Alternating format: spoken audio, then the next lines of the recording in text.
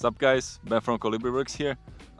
Today we have a quick product showcase of our Bus 2.0, or as we like to call it, our brutally useful sling system.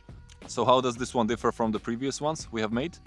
The great thing is that you are not dependent on a specific rail system to use, because it consists just of these two aluminum parts and a bungee, so you can use it wherever. And also, once you release the sling, there's no piece of bungee hanging down, so we have eliminated a great snag hazard that has been present with the previous versions. And yeah, let's see how to install it. So what you want to do first is find a place on your rifle where you would like to place it. I still like to place it here at the start of the handguard. First off, you need to untie this knot and pull the bungee out. Then loop it around the handguard like so. Let's keep it here. Then you wanna loop the bungee back through the hole. And now we need to set the proper tension on the bungee by tying another knot, same as the one we have untied. So let's keep it at this point. And I'll just quickly tie the knot. I always try to tie the knots as cleanly as possible, just so it looks nice and it works a little bit better. And I think this should be tight enough. Regarding the tension, you don't want to have it too tight and you don't want to have it too loose, so it's dangling and traveling along your handguard. So I'll just tighten the knot. I'll cut off the excess with a knife. Once the excess is cut off, just use a lighter to burn the edges. So how you use the sling system and how you use it to pack your sling is pretty easy. Just grab the knot, pull the tension out of the bungee cord, and then you pull it over the sling and pull the knot through this hole and secure it here. I tend to peg my sling like this, just fold it in half. Then I'll grab the knot, pull the tension out of it, pull it over the sling and through this hole and secure it. Now I can tighten the sling and it's all nice and secure. To release the sling system, sometimes you might be able to just pull the sling out, depending on the buckles you have here and also depending on how you pack your sling and where your sling is attached. For me, it won't work right now, so I'll just release it the regular way, which is just by hitting this part upwards and the sling falls down, releases, and this bungee we have used to secure the sling gets pulled back in. So there's nothing dangling, nothing hanging out. If this aluminum part annoys you the way it is, you can also pack it on itself and it compresses even further. And now you're free to use your rifle. So this is our sling system 2.0 and you'll find it on our website and we are sure you will love it. Čaute, tu je Benko z Colibriworks a dneska tu máme rýchlu ukážku a návod na použitie nášho buska, Bus 2.0, alebo teda brutálne užitočný sling systém. Je to taká evolúcia nášho staršieho buska.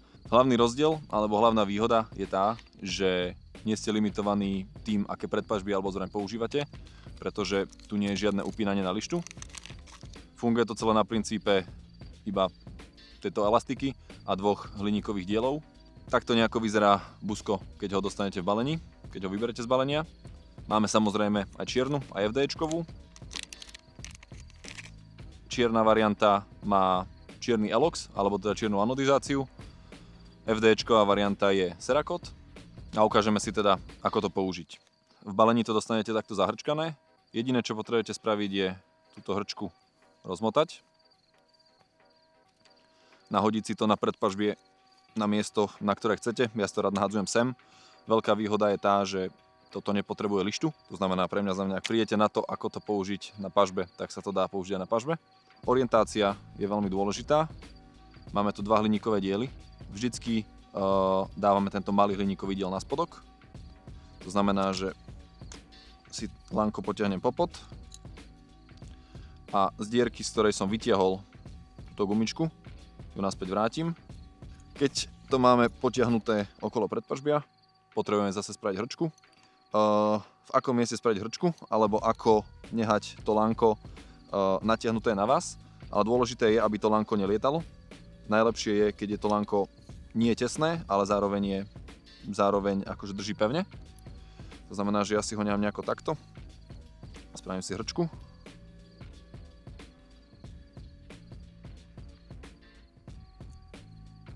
Spravím si ju niekde tu. Stále ju samozrejme vieme opraviť, keď budeme potrebovať. Ja si ju raz vždycky upracem, aby som ju nemal rozhádzanú. A povedal by som, že toto je optimálne natiahnutie lánka. Tak, máme. A čo potrebujem spraviť teraz, je odrezať si zvyšok, nejako takto.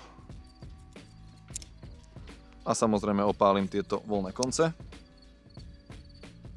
Tak, ako náhle máme búsko nahodené na zbrani a sme spokojní s tým, na akom mieste je, si viem zbaliť popruh. Ja popruh balím napríklad takto. Mám ho úplne stiahnutý. Tu si ho chytím, raz si ho preložím. A preložím si ho vlastne aj cez to búsko. Jediné, čo spravím je, že keď ten popruh mám zbalený, tak chytím túto hrčku, natiahnem si ju a tú hrčku následne prevlečiem cez tento otvor. V praxi to vyzerá nejako takto.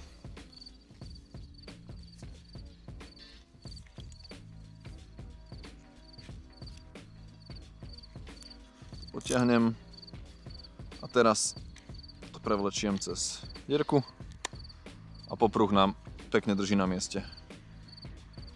Teraz, keď ho chceme uvoľniť, v prípade, že máte popruh zbalený správnym spôsobom, tak sa to dá aj vytrhnúť.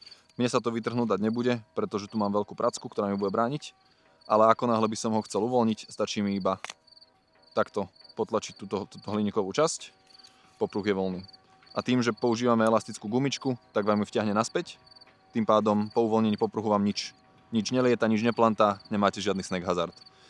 Ja teraz vidím, že tá gumička sa nevtiahla úplne hneď dozadu. To znamená, že ešte je trošku voľnejšia, ako som ju založil. To znamená, že si ju viem ešte viacej utiahnuť, že by som si hrčku posunul nižšie. Ale pre túto ukážku mi to úplne stačí. Ešte raz si popruh zbalím. Vyťahnem hrčku. Prevlečiem si ju cez otvor. A popruh je zbalený. Veľká výhoda je samozrejme, že to búsko nemusíte tým pádom nejako baliť po otvorení. Samozrejme, pokiaľ vám tento hliníkový diel vadí, viete si to stále spratať dokopy a stiahne vám ho nižšie, ale so zbraňou viete komfortne pracovať aj keď je to celé otvorené. A samozrejme na otvorenie vám stačí iba toto potlačiť do hora. Toto je teda naše búsko, dvojka, nájdete ho na našom e-shope v dvoch variantách, a to FDE a Black. A dúfam, že sa vám bude páčiť.